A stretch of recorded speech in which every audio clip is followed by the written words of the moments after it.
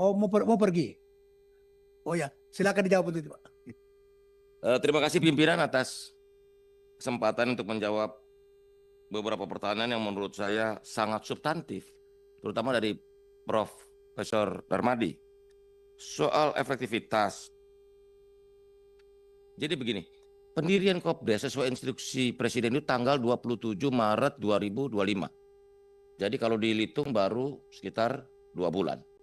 Termasuk juga Kepres nomor 9 tahun 2025 tentang pembentukan Satgas Kopdes Merah Putih. Inilah satu-satunya dan mungkin pertama kali di Indonesia urusan koperasi dikeroyok oleh 18 kementerian lembaga termasuk gubernur dan bupati wali kota. Jadi soal efektif, saya pikir ini memang kerja bersama. Dalam berbagai kesempatan saya selalu bilang Kopdes Merah Putih itu musuhnya 3. 1 ketakutan, 2 kecurigaan, 3 keraguan-raguan. Karena kita takut, siapa nih orang desa? Curiga nanti ininya kepala desanya begini. Atau kita ragu-ragu. Menurut saya ini adalah langkah pamungkas untuk mengatasi ketidakadilan ekonomi yang sekian lama terjadi di Indonesia. Yang kedua, ini juga pertanyaan sering sekali saya ditanya sama banyak pihak, itu angka 1 miliar per desa bagaimana ngitungnya Pak Menteri? Prof. Jadi menurut data termasuk dari Kementerian Pertanian, nilai tambah middleman, rentenir, tengkulak ini 300 triliun diambil dari desa. Dari mulai selisih harga sampai misalnya beli wortel 500 dijual ke kota 5.000. Nilai orang tengah ini terlalu besar. Jadi tidak adil buat masyarakat desa, tidak adil juga buat masyarakat kota. Jadi ketika saya bilang 1 miliar per desa ini untung, hitungannya begini. Kalau dari 300 triliun itu kita pangkas 30%-nya udah 90 triliun itu. Dari efisiensi jalur distribusi yang kita bisa ciptakan. Yang kedua, Prof, begini Prof.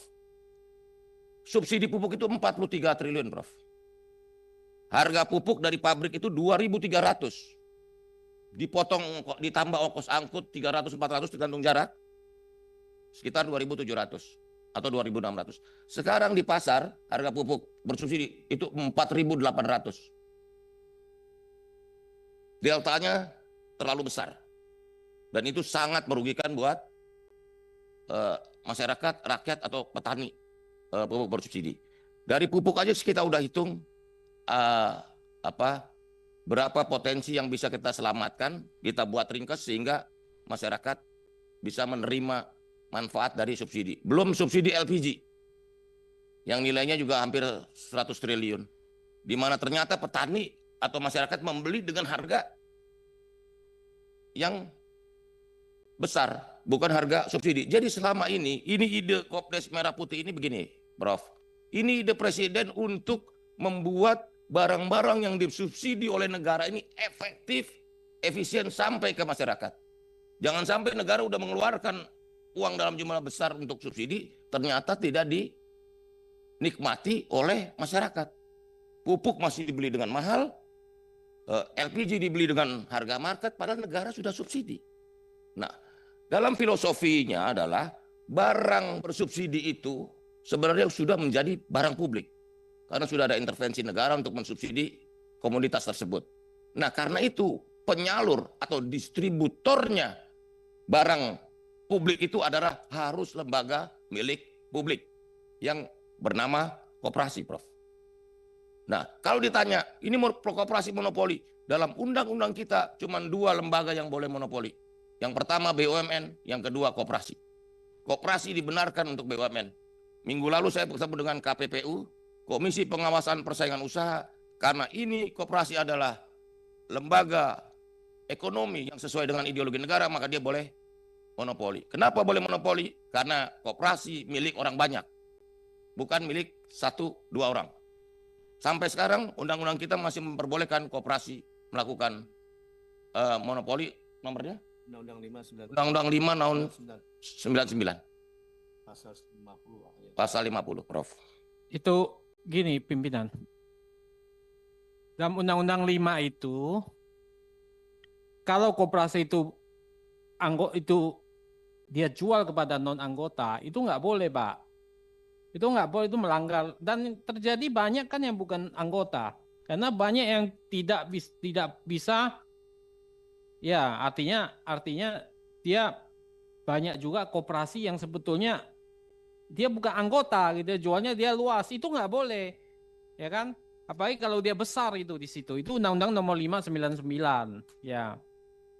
Yang pertama adalah pengukurannya, Pak. Ada nggak Bapak? Itu efektif. Bapak kan datang ke satu provinsi, kumpulin Pak Desa, menurut cerita nih, wah orang datang begitu banyak, ngerti juga kagak Pak. Yang dia tanya ini uangnya mana?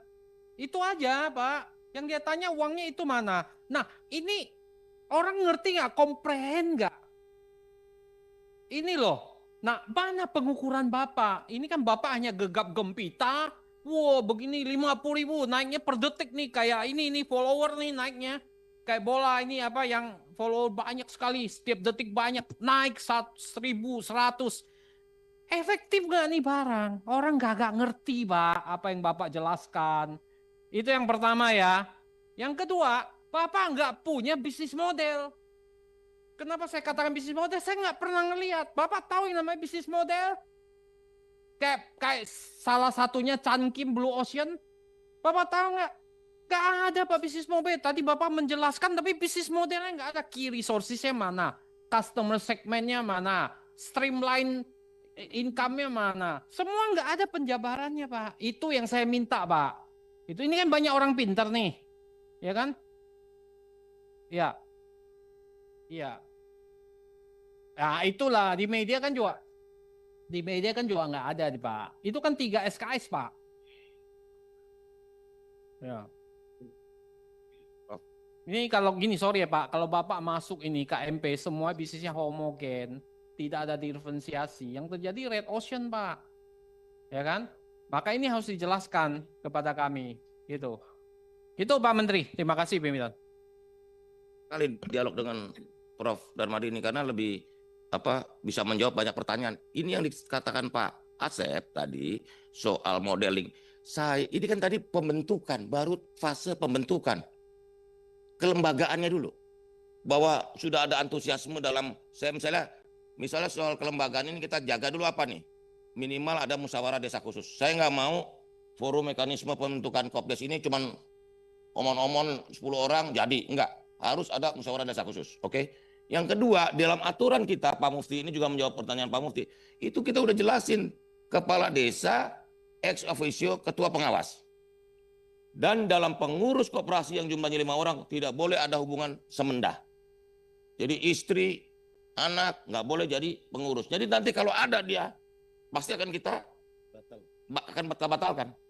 Gitu. Ini belum ada uang yang terlibat. Jangan. Pak Menteri menyambung itu, apa dasar prinsip Menteri Koperasi menyatakan bahwa ketua pengawas ex officio. Begini. Sementara menurut saya sebagai pemikir dan koperasi itu melanggar daripada prinsip-prinsip demokrasi koperasi.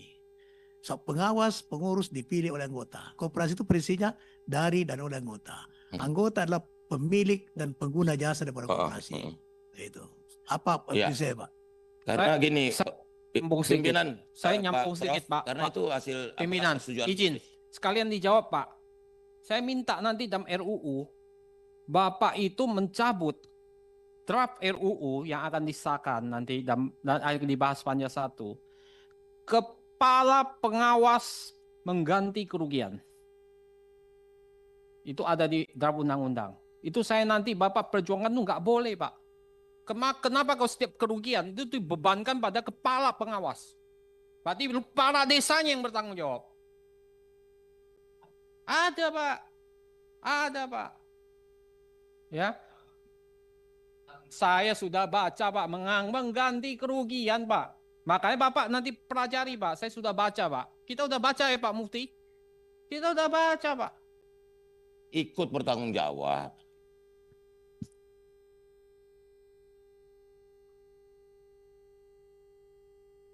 Terusnya pimpinan.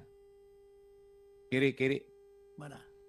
Saya pikir perlu dilanjutkan pertanyaan oleh teman-teman ini. Ya, saya kira Pak Menteri sudah cukup ya untuk nanti kalau masih ada yang kurang Pak Menteri jawab tertulis saja.